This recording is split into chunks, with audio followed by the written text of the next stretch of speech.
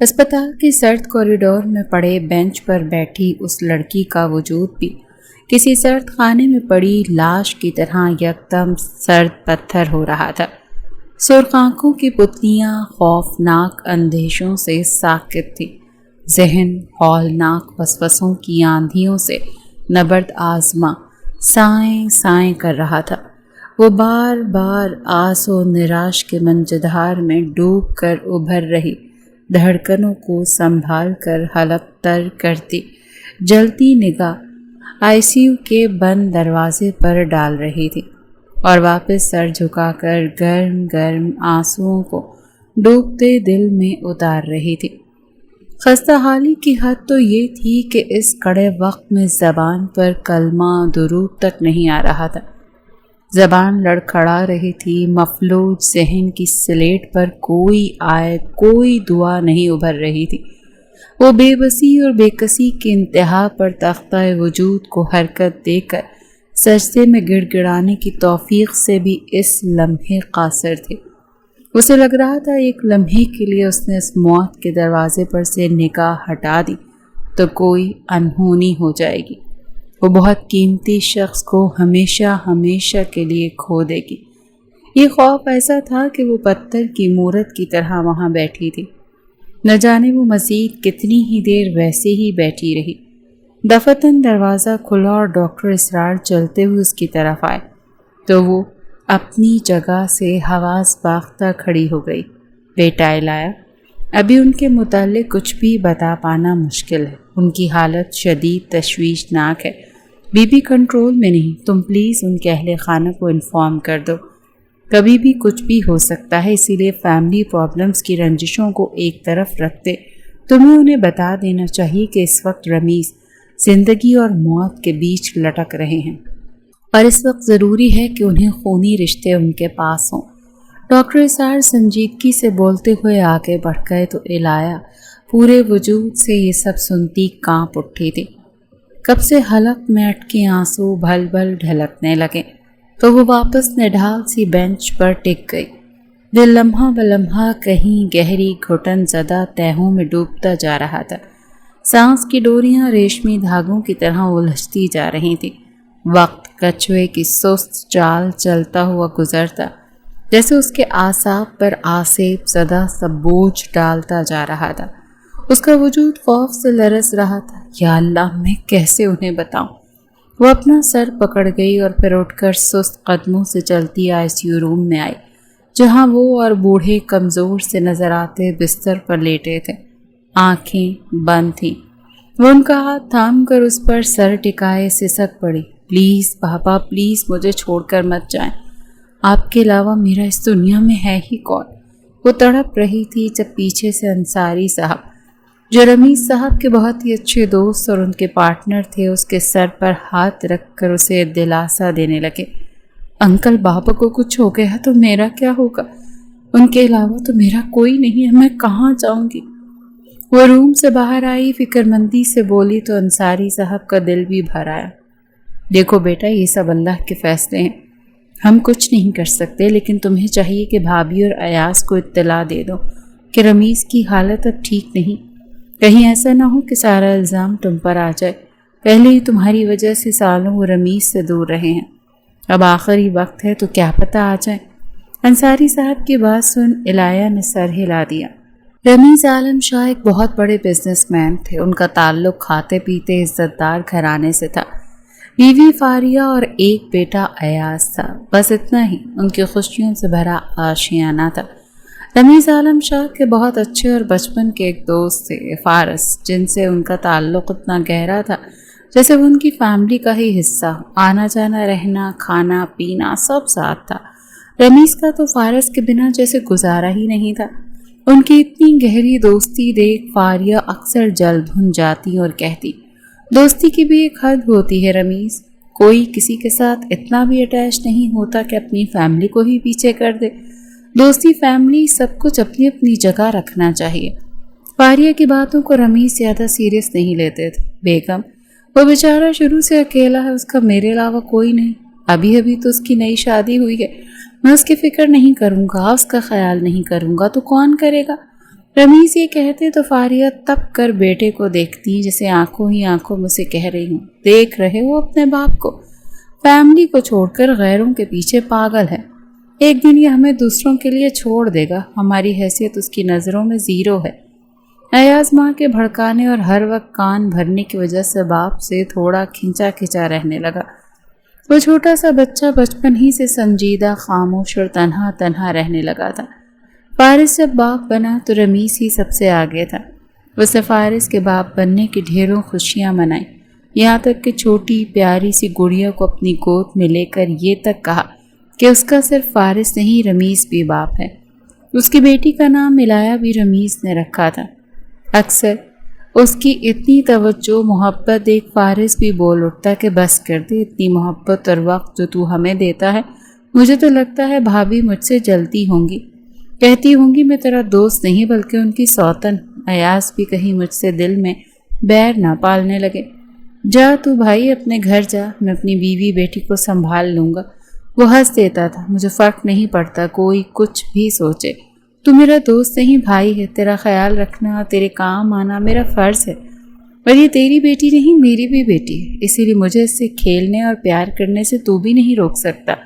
رمیز کی بات سن کر دونوں میاں بیوی مسکرا دیتے، وہ جانتے تھے رمیز کے دل میں ان کی کیا حیثیت ہے، وہ بھی اسے بڑے بھائیوں کی طرح چاہتا تھا۔ دن گزرنے لگے، بچے بڑے ہوئے، ایاز 12 سال کا ہوا تو الایہ وہیں 5 سال کی تھی۔ وہ جب بھی رمیز کے ساتھ ان کے محل جیسے گھر میں آتی تو کسی کی خون بھری بڑی بڑی آنکھوں کو دیکھ خوف سے دبک کر رمیز کے سینے سے لگ جاتی اور کہتی بابا جانی مجھے ان کی آنکھوں سے ڈر لگتا ہے، وہ مجھے غصے سے گھورتے ہیں جیسے بہت ماریں گے۔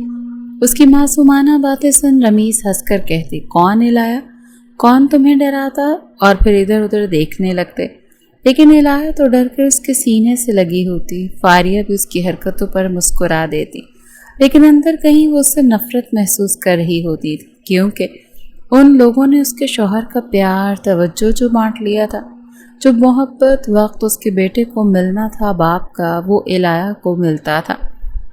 فاریہ کے اندر جتنا زہر بھرا تھا اس سے کہیں زیادہ زہر ایاز کے اندر تھا۔ وہ فارس اور الایہ سے اتنی نفرت کرتا تھا کہ جب بھی وہ معصوم اس کے گھر آتی تو ڈر ڈر کر ہی رمیز کے ساتھ رہتی۔ اس بیچاری کو کیا معلوم تھا کہ زندگی ایک وقت ایسا لے آئے گی کہ اسے ان کے رحم و کرم پر ہی رہنا پڑے گا۔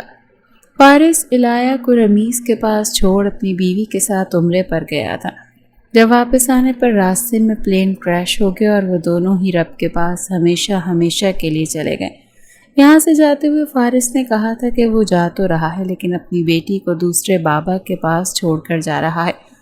رمیز نے بھی الایہ کو باپ کی کمی محسوس نہ ہونے دی اور اسے دل و جان سے لگا کر رکھتا، اس کا ہر طرح سے خیال رکھا، محبت دی، لیکن فارس کے جانے پر تو جیسے ایک قیامت تھی جو رمیز اور الایہ پر ٹوٹی تھی۔ ایک پل کو فاریہ کا دل بھی نرم ہوا تھا، اس بچے کو بے سہارا اور یتیم دیکھ کر ان کی آنکھیں بھی نم ہوئی تھیں۔ رمیز نے الایہ کو بالکل باپ کی طرح سے اپنی آغوش میں بھر لیا، اسے سنبھالا اور ہمیشہ ہمیشہ کے لیے عالم ولا میں لے آیا۔ فاریہ کچھ دن تو برداشت کرتی رہی، لیکن پھر ہر وقت رمیز کو الایہ کے آگے پیچھے پھرتے دیکھ ان کی برداشت ٹوٹنے لگی۔ بچی نہیں ہو گئی، مصیبت ہو گئی، پہلے تو باپ جان نہیں چھوڑتا تھا، اب بیٹی، سارا دن تمہیں بس اس کا خیال رہتا ہے، ایک بیوی اور بیٹا بھی ہیں تمہارے رمیز، انہیں تو تم بالکل ہی بھول چکے ہو۔ فواد چلائی تھی جس سے عالم ولا کے در و دیوار لرز رہے تھے، تم ایک معصوم بچی سے حسد کرنے لگی ہو فاریہ، شرم آتی ہے مجھے تمہاری سوچ دیکھ کر، کیا ہو گیا تمہیں؟ ذرا یہ تو دیکھو کہ اس 5 سال کی بچی کے والدین گئے ہیں، وہ اس دنیا میں تنہا ہے، کوئی اپنا نہیں ہے اس کا، وہ یتیم ہے، بے سہارا ہے، میری ذرا سی توجہ محبت اگر اسے مل جاتی ہے جس سے اس کا غم ہلکا ہو جاتا ہے تو کون سی قیامت آ گئی؟ تم سارا دن اپنی دوستوں کے ساتھ رہتی ہو، شاپنگ کرتی ہو، پارٹیز کرتی ہو، کیا میں نے کبھی تمہیں کچھ کہا؟ نہیں نا، تو پھر تم کیوں مجھ سے شکایت کرتی ہو کہ میں تمہیں وقت نہیں دیتا؟ کیا تم نے کبھی اپنا فرض ادا کیا؟ تمہارے شوہر کو کب تمہاری ضرورت ہے تم نے یہ سوچا؟ تم نے میرے بیٹے تک کو میرے خلاف کر دیا، میں نے کبھی اس کی شکایت بھی نہیں کی، وہ میری طرف دیکھتا نہیں، بات نہیں کرتا، تم اپنی مرضی کی بہترین زندگی گزار رہی ہو فاریہ، لیکن میری ذرا سی خوشی تمہیں برداشت نہیں۔ اگر میں اس یتیم کے سر پر شفقت کا سایہ رکھ رہا ہوں تو اس میں بھی تمہیں تکلیف ہے۔ بالآخر رمیز بھی پھٹ پڑے، ان کا صبر بھی جواب دے گیا تھا، جسے سن کر فاریہ سٹ پٹا گئی۔ اچھا، تو آپ کو میرے یہاں رہنے سے تکلیف ہے؟ آپ کہنا کیا چاہتے ہیں؟ میں اپنی مرضی کی زندگی نہیں گزار سکتی؟ اب کہ وہ جہلوں کی طرح چلانے لگیں، جسے سن کر ایاز بھی کمرے میں آتا دونوں کو خاموش نظروں سے دیکھنے لگا۔ دیکھ رہے ہو ایاز، تمہارا باپ اب تمہاری ماں کو یہاں برداشت نہیں کر پا رہا۔ وہ بیٹے کو دیکھتے اس کے پاس آتی رونے لگی۔ فاریہ، میں نے ایسا کچھ نہیں کہا۔ تم غلط مطلب لے کر میرے بیٹے کے دل میں نفرت کا بیج بو رہی ہو۔ رمیز کو بھی غصہ آ گیا۔ بس بابا، آپ ماما سے ایسے بات نہیں کر سکتے۔ اگر آپ کو لڑکی ہم سے زیادہ عزیز ہے تو ٹھیک ہے، اسے آپ رکھ لیں، ہم یہاں سے چلے جاتے ہیں۔ ایاز ایک دم بیچ میں آتا باپ کی آنکھوں میں آنکھیں ڈال بولا تو رمیز ایک پل کو سن رہ گئے۔ فاریہ کے لبوں پر دبی دبی سی مسکراہٹ آ گئی۔ ٹھیک، اگر تم لوگ جانا چاہتے ہو تو چلے جاؤ، لیکن الایہ یہیں رہے گی، اسی گھر میں میرے ساتھ۔ میں اسے خود سے دور نہیں کروں گا۔ رمیز کا فیصلہ اٹل تھا، جسے سن کر فاریہ اور ایاز ہکا بکا رہ گئے۔ انہیں لگ رہا تھا کہ رمیز اس دھمکی پر شاید ٹوٹ جائے گا اور اس لڑکی کو کسی یتیم خانے چھوڑ آئے گا، لیکن یہاں تو الٹ ہو گیا۔ اس بچی کی خاطر وہ اپنی بیوی اور سگی اولاد کو ہی جانے کو بول رہے تھے۔ ٹھیک ہے مما، چلیں، اب ہم یہاں ایک پل نہیں رہیں گے۔ ایاز کو بھی غصہ آ گیا۔ اپنے باپ کے مد مقابل آتے وہ فیصلہ کن لہجے میں بولا تو فاریہ بھی جھٹ بیٹے کی بات مانتی رات میں اپنا سارا سامان پیک کر گئی۔ ابھی بھی وقت ہے رمیز، یا اس لڑکی کو چنو یا پھر ہمیں۔ ان کی فلائٹ نکلنے میں 1 گھنٹہ باقی تھا۔ وہ ہمیشہ کے لیے اپنے بیٹے کے ساتھ امریکہ اپنے باپ کے پاس جا رہی تھی۔ جب آخری بار بولی، رمیز نے الایہ کو زور سے سینے سے لگا لیا اور دونوں کی طرف سے رخ موڑ گئے، جس کا مطلب صاف تھا۔ فاریہ اور ایاز نے غصے اور نفرت سے بھری ایک گہری نظر اس معصوم پر ڈالی، جس سے وہ ڈر کر سمٹتی رمیز کی باہوں میں چھپ گئی۔ تو فاریہ نے رخ پھیر لیا اور گھر سے باہر نکل گئی۔ ایاز نے ایک درد بھری نظر باپ پر ڈالی۔ آج آپ اس لڑکی کی وجہ سے مجھے، اپنے بیٹے کو چھوڑ رہے ہیں ڈیڈ۔ یاد رکھیے گا، آپ ایک دن بہت پچھتائیں گے۔ اتنا بولتا وہ بھی گھر سے باہر نکل گیا تو رمیز جو مضبوط بنے بیٹھے تھے، اب تک ان کی آنکھوں سے آنسو رواں ہو گئے اور پھر وہ دونوں ان کی زندگی سے چلے گئے۔ رمیز نے کتنی بار فون پر بات کرنا چاہا، لیکن اکثر تو وہ فون اٹھاتا نہیں، اور جب اٹھا لیتا تو ایسے بات کرتا جیسے احسان عظیم کر رہا ہو۔ سال گزرنے لگے۔ الایہ بچپن کی دہلیز پار کرتی جوانی کی دہلیز تک پہنچ چکی تھی۔ رمیز نے الایہ کو اپنی سگی اولاد سے بڑھ کر محبت دی۔ الایہ کا بھی ان کے علاوہ اور کوئی نہیں تھا۔ ساری کائنات اس کی رمیز تھے۔ اپنے ماں باپ کو تو وہ بہت پیچھے چھوڑ آئی تھی۔ اب جو کچھ تھے رمیز تھے۔ وہ ان کے ساتھ آفس جاتی، سب کو یہی لگتا الایہ ہی ان کی سگی بیٹی ہے، اور ان کا کوئی نہیں۔ بہت کم لوگوں کو رمیز کی اصل زندگی کے بارے میں معلومات تھی۔ اب دھیرے دھیرے رمیز کے حالات خراب رہنے لگے تو ساری ذمہ داری الایہ کے کاندھوں پر آ گئی۔ وہ آفس کے ساتھ گھر، رمیز، سب کو دیکھنے لگی، لیکن حالات اس کے ہاتھ سے بے قابو ہونے لگے۔ اب تو یہ نوبت آ گئی تھی کہ رمیز زندگی اور موت کے بیچ لٹکے تھے، اور الایہ کے پاس اس وقت کوئی نہیں تھا جو رمیز کے ساتھ اسے بھی سنبھال سکے۔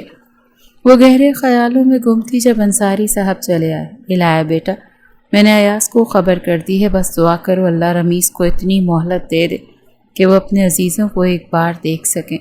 انصاری صاحب بول رہے تھے، لیکن الایہ کا دل تو جیسے کسی سوکھے پتے کی طرح سے لرز رہا تھا۔ اگر رمیز کو کچھ ہو گیا تو اس کا کیا ہوگا؟ وہ لوگ تو ویسے ہی اس سے نفرت کرتے ہیں۔ وہی تو اصل وجہ رہی تھی رمیز کو ان کی فیملی سے اتنے سال جدا رکھنے کی۔ کیا وہ اسے قبول کریں گے؟ ایسے کئی سوال تھے جو کسی ناک کی طرح سے اسے ڈس رہے تھے، اور پھر ایسے ہی وقت آہستہ آہستہ سرکنے لگا۔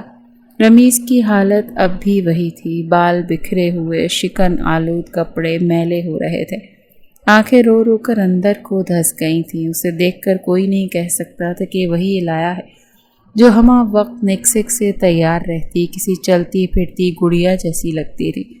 انصاری صاحب نے دکھ سے اسے دیکھا، اس کی حالت قابل رحم تھی۔ آخر جس کی وجہ سے اس کی یہ حالت تھی وہ اس کا باپ، دوست، ماں، سب کچھ تھا۔ الہی بیٹا حوصلہ کرو، اٹھو، ایاز اور بھابھی پاکستان پہنچ چکے ہیں۔ خبر تھی یا کوئی روح پرواز لمحہ الہی کا ننھا سا دل منہ کو آ گیا۔ اس نے خوفزدہ نگاہوں سے انصاری صاحب کو دیکھا۔ آج تو اس کا وہ باپ بھی نہیں تھا جو اس کے خوفزدہ ہو جانے پر اسے اپنی پناہوں میں چھپا لیتا تھا۔ اس نے سوکھا گلا تر کیا اور خود میں ڈھیروں ہمت جمع کرتی سر ہلا گئی۔ اب اسے تنہا دنیا کا سامنا کرنا ہی تھا۔ تبھی ہاسپٹل کے سامنے 3 سیاہ رنگ کی مہنگی ترین گاڑیاں آ کر رکی۔ دروازہ کھلا تو شفون رنگ کی نہایت نفیس ساڑی میں فاریہ اتر کر باہر نکلی۔ ایسا لگتا تھا وقت انہیں چھو کر بھی نہیں گزرا، ویسی ہی خوبصورت، گریسفل اور مغرور۔ اسی پل دوسری طرف سے ایاز عالم شاہ باہر آیا، مضبوط، لمبا قد، ذہین، حسین لیکن مغرور شہزادوں سی آن بان والا، جسے دیکھ کر ہی سب پر ایک روب اور دبدبا چھا جاتا تھا۔ ہر کوئی اسے رشک بھری حسرت سے دیکھ رہا تھا۔ اس کی پرسنالٹی جیسے پورا ہاسپٹل میں تو کیا اس ملک میں ہی نہیں تھا۔ وہ جیسے ہی باہر نکلا اسے گارڈز نے ہر طرف سے پروٹیکٹ کرنا شروع کر دیا۔ جب بھی انصاری صاحب بھی آتے اس سے ملے، لیکن وہ ایک بھیڑ میں چلتا اندر ہاسپٹل میں آیا تو الہیہ اسے دیکھ کر اپنی جگہ خوف سے کھڑی کی کھڑی رہ گئی۔ وہ پہلے سے بھی کہیں زیادہ طاقتور، مضبوط اور اکھڑ مزاج لگ رہا تھا، جسے دیکھ کر الہیہ کا دل اور ڈر سے سکڑ گیا۔ وہ اور فاریہ بنا اس پر نگاہ ڈالے سیدھا آگے بڑھ گئے جہاں رمیز اپنی آخری سانسیں لے رہے تھے۔ چند گھنٹے ہی گزرے تھے، وہ باہر کشمکش میں گھری بیٹھی تھی کہ اب کیا ہوگا۔ تبھی آئی سی یو سے ڈاکٹر بھاگتے ہوئے باہر آئے، ان کے پیچھے نرس تھی۔ ایک افراتفری کا ماحول بنا ہوا تھا۔ الہیہ اپنی بھیگی آنکھوں سے سب دیکھ رہی تھی، لیکن ہمت جیسے ٹوٹ گئی تھی کہ آگے بڑھ کر پوچھ سکے کہ آخر ہوا کیا۔ تبھی انصاری صاحب آتے اس کا سر اپنے سینے سے لگا گئے۔ الہیہ بیٹا حوصلہ کرو، رمیز اس دنیا میں نہیں رہا۔ روح فرساں خبر مختصر الفاظ میں سنا کر انصاری صاحب اس کا شانہ تھپ تھپانے لگے، جسے سن کر وہ ناقابل تلافی زیاں پر بھربھری مٹی کی طرح اسی جگہ بیٹھتی چلی گئی۔ جانے والے بڑی خاموشی سے اپنا وقت پورا کر کے چلے جاتے ہیں، بنا ادھوری بات مکمل کیے، بغیر اپنے عزیزوں کو الوداع کہنے کا موقع دیے، بلکہ ہمیشہ کے لیے بند کر کے لب سی کر پیٹھ دکھا کر چل دیتے ہیں، اور اپنے پیچھے بنے قدموں کے نشان بنا دیکھے پلٹ کر نہ آنے کے لیے۔ کس قدر عجیب ہے نا اس دنیا میں اور اس دنیا کے قانون میں۔ الہیہ کسی بچے کی طرح تڑپ تڑپ کر رو رہی تھی، اور اب کوئی نہیں تھا جسے اپنی مہربان باہوں میں سمیٹتا۔ وہ تو اسے دنیا کے رحم و کرم پر چھوڑ کر من و مٹی تلے جا سوئے تھے۔ 2 دن سے شجر سے ٹوٹی ٹہنی کی طرح سد بد گوائے بس بند کمرے میں گریہ وزاری میں مشغول تھی۔ وہ دین و دنیا کا مانو سے کوئی ہوش ہی نہیں تھا۔ تبھی دروازہ کھلا اور کوئی اندر آیا۔ میں جانتی ہوں تمہیں بہت دکھ ہے رمیز کے چلے جانے کا، لیکن ان کی زندگی یہیں تک تھی، آخر کو ان کے علاوہ تمہارا کوئی ہے بھی تو نہیں۔ خیر اٹھو اور باہر آؤ، دنیا والے تمہیں ایک عرصے تک ان کی بیٹی کی حیثیت سے جانتے رہے ہیں، تو منہ تو دکھانا پڑے گا۔ یہ فاریہ تھی، اب بھی لہجے میں سختی اور انداز مغروریت لیے ہوئے تھا۔ الہیہ کا جسم لرز اٹھا، وہ خاموشی سے اٹھتی کسی روبوٹ کی طرح نیچے آ گئی۔ جہاں ہر طرف لوگوں کا رش تھا، وہ کسی معصوم ٹوٹی ہوئی گڑیا کی طرح آتی بیٹھ گئی۔ ہر کوئی اسے دکھ، رحم اور افسوس بھری نگاہوں سے گھورنے لگا۔ جب اسے فاریہ کی آواز آئی، جیسا کہ آپ سب کو علم نہیں، لیکن میں بتا دوں کہ رمیز نے اس یتیم بے سہارا بچی کو باپ کا نام دیا تھا، چھت دی تھی اور اس قابل بنایا کہ یہ آپ سب کے سامنے سر اٹھا کر بات کر سکے۔ لیکن اب وہ خود نہیں رہے تو ہم ہیں ان کی اصل فیملی۔ میرا بیٹا ایاز عالم شاہ اپنے باپ کی تمام جائیداد کا اصل وارث۔ ہم اس بچی کو اب سہارا دیں گے، اسے بے گھر بے آسرا نہیں چھوڑیں گے۔ فاریہ چالاکی اور مکاری سے اپنے نکلے آنسو پونچھتی، ایک پل میں اس کی عزت نفس کی دھجیاں پورے میڈیا، رپورٹر اور لوگوں کے سامنے بکھیر گئی۔ الہیہ کو لگا کہ فاریہ نے سب کے سامنے اس کے اوپر کیچڑ اچھال دیا ہو۔ وہ پھٹی ہوئی آنکھوں سے انہیں دیکھنے لگی، تبھی اندر آتا ایاز اپنی ماں کے اس بیان پر ٹھٹک کر رک گیا۔ بے ساختہ اس کی نظر دور، سفید چہرہ لیے، آنکھوں میں سرخی، اور چہرے پر شرم کی پرچھائی لیے بیٹھی الہیہ پر گئی۔ پہلی بار وہ اسے غور سے دیکھتا آگے بڑھا تھا۔ آج عالم کارپوریشن میں رمیز عالم شاہ کی وصیت پر ایک امپورٹنٹ میٹنگ رکھی گئی تھی، جس میں ایاز اور فاریہ کے ساتھ خاص طور پر الہیہ کو بھی شرکت کے لیے رمیز کے وکیل نے بلایا تھا۔ جب وہ آفس کے سامنے آ کر کھڑی ہوئی تو اسے رمیز کی یادوں نے ایک بار پھر سے اشک بار کر دیا۔ کیسے وہ ان کے ساتھ آفس آتی تھی، رمیز کے بغیر اس نے قدم چلنا نہیں سیکھا تھا۔ وہ ہر پروجیکٹ ان سے پوچھ کر سائن کرتی، چھوٹی سے چھوٹی بات، ایک ای میل وہ ان سے مشورہ لے کر کرتی تھی۔ اپنے بھاری دل کے ساتھ وہ اندر آئی اور آفس میں انصاری صاحب کے ساتھ جا کر بیٹھ گئی۔ تبھی دروازہ کھلا اور ایک خوبرو شخصیت کا حامل انسان اندر آیا۔ اس کے گریٹ کارڈ جیسے نین نقش، مسکولر باڈی اور ایکسٹرا آرڈنری اورا دیکھ کر سب کے حواس جیسے سلب ہو گئے۔ وہ آیا اور سیدھ میں ایسا بیٹھا کہ اس کے بالکل سامنے الہیہ بیٹھی تھی۔ وہ اپنی خطرناک آنکھوں سے اسے گھور گھور کر دیکھنے لگا تو الہیہ نے کانپتے دل کے ساتھ خود کو اوپر سے مضبوط ظاہر کرتے پورے اعتماد کے ساتھ اس صورتحال کو فیس کرنے کی ٹھانی۔ تبھی رمیز کے وکیل وصیت سنانے کو کھڑے ہوئے۔ رمیز صاحب کی وصیت کے مطابق ان کے آفس اور گھر میں 50% ان کے بیٹے اور 50% ان کی بیٹی الہیہ کا حق ہے، جو ان سے کوئی نہیں چھین سکتا۔ وصیت سن کر جہاں فاریہ کا منہ کھلا تھا، وہیں ہر ایک فرد کی آنکھیں بھی بے یقینی سے پھیلی ہوئی تھی۔ الہیہ بھی حیران سی بیٹھی تھی۔ یہ نہیں ہو سکتا، رمیز ایسا کیسے کر سکتا ہے؟ اس کی اولاد تھے تم، پراپرٹی کی ہر ایک چیز پر تمہارا حق تھا۔ ایاز نے پھر اس لڑکی کو شراکت دار کیوں بنایا؟ گھر آنے کے بعد فاریہ کا غصہ پھٹ پڑا۔ وہ چیخ رہی تھی، ریلیکس مما، مجھے کچھ نہیں چاہیے۔ بابا کی جائیداد سے میرا اپنا اتنا کچھ ہے کہ یہ سب میرے نزدیک کچھ نہیں۔ ایاز سنجیدگی سے بولا تو فاریہ نے گھور کر دیکھا۔ نہیں ایاز، بات تھوڑا یا زیادہ کی نہیں، بات پورے حق کی ہے۔ وہ لڑکی تمہارا حق کھا رہی ہے۔ ساری زندگی اس نے یہی تو کیا ہے، تمہاری جگہ لی ہے، چاہے محبت میں ہو یا جائیداد میں۔ فاریہ ایک بار پھر اس کے اندر کی نفرت کو بھڑکانے لگی تھی۔ ایاز کی آنکھیں ان پلوں کو سوچ کر غصے سے لال ہو گئیں جب وہ اپنے باپ کو کسی غیر پر محبت لٹاتے دیکھتا تھا۔ وہ غصے سے لمبے لمبے ڈگ بڑھتا کمرے سے نکل گیا تو فاریہ پیچھے کھڑی مسکرا دی۔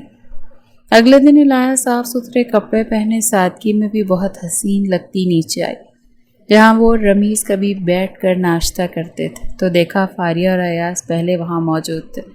اس نے آہستہ سے سلام کیا۔ ابھی وہ چیئر پر بیٹھتی جب ایاز کی گمبھیر آواز آئی، آج سے مس الہیہ اپنے کمرے میں ناشتہ کریں گی۔ اس کے حاکمانہ لہجے اور الہیہ سحر اٹھی۔ اس نے حیرانی سے دونوں کو دیکھا، بولنے کو منہ کھولا، لیکن ایاز کی وہی خطرناک نظروں کو دیکھ کر وہ ڈرتی ہوئی اپنے کمرے میں بھاگ گئی۔ یہ ایسا کیوں کر رہے ہیں؟ اپنے کمرے میں آتی وہ خود سے سوال کرنے لگی۔ اس کی آنکھیں نم تھی، جانتی تھی باپ کے چلے جانے کے بعد اب کوئی اس پر رحم کھانے والا نہیں تھا۔ اس نے ناشتہ کیا اور پھر خود میں ہمت جمع کرتی گھر سے نکل آئی، جہاں ایک بار پھر اسے سیاحت کو فیس کرنا تھا۔ لیکن آفس آتے ہی سب کچھ بدل گیا۔ کل تک جہاں اس کی جگہ آفس کے مالکان کے ساتھ تھی، آج وہیں اسے عام ورکرز میں کھڑا کیا ہوا تھا، جو اس کی برداشت سے باہر تھا۔ وہ سیدھی رمیز کے آفس آئی جہاں وہ ان کے ساتھ بیٹھتی تھی، لیکن ایاز کو بیٹھا دیکھ وہ حیران۔ مس الہیہ، آپ کو تمیز نہیں؟ کسی کو آفس میں آنے سے پہلے اجازت لیتے ہیں؟ ایاز جو سب کے ساتھ میٹنگ میں بیزی تھا، انتہائی بدتمیزی سے الہیہ سے بولا، مسٹر ایاز، یہ میرے بابا کا آفس ہے، جتنا آپ کا حق ہے اتنا میرا بھی ہے۔ آپ میرے ساتھ اس طرح کا حد آمیز رویہ استعمال نہیں کر سکتے۔ الہیہ نے اپنے پورے ڈر پر قابو پاتے جواب دیا تو ایاز کی آنکھیں ہلکی حیرانی میں ڈوبیں، پھر بہت ہی مدھم مسکراہٹ اس کے لبوں پر آتی غائب ہو گئی تو چیونٹی کے پر نکل آئے۔ انٹرسٹنگ۔ وہ کھڑا ہوتا کچھ اس کے قریب آ گیا تو الہیہ کا دل خوف سے دھڑک اٹھا۔ وہ دیوار سے جا لگی۔ آپ مجھے اس طرح ڈرا کر میرا حق لینے سے مجھے روک نہیں سکتے مسٹر ایاز صاحب۔ یہ جتنا آپ کا آفس ہے اتنا میرا بھی ہے، اور میں یہاں اپنے حساب سے کام کروں گی۔ اپنے اندر کے خوف پر قابو پاتے وہ بے دھڑک بولی اور روم سے باہر نکل گئی۔ ایاز تو بس دیکھتا کا دیکھتا رہ گیا۔ پہلی بار اس نے ایاز سے بات کی تھی اور وہ بھی بے خوفی سے۔ ایاز کا تو غصہ ساتویں آسمان پر پہنچ گیا۔ इलाया, अब तुम देखना मैं तुम्हारे साथ करता क्या हूँ। वो नफरत से बोलता वापस कुर्सी पर आ बैठा और उसके बाद से इलाया का बुरा वक्त शुरू हो चुका था। अयाज ने उससे प्रोजेक्ट के अलावा हर काम करवाने की जैसे कसम खा ली थी। वो तो उसकी बात को इग्नोर करती थी मगर उसको जैसे उससे कोई दुश्मनी निकाल रहा था। सुबह सुबह उसका टेबल सेट करना, उसके लिए कॉफ़ी बनाना, उसकी फाइल्स का ध्यान रखना, ये सब इलाया की जिम्मेदारी थी।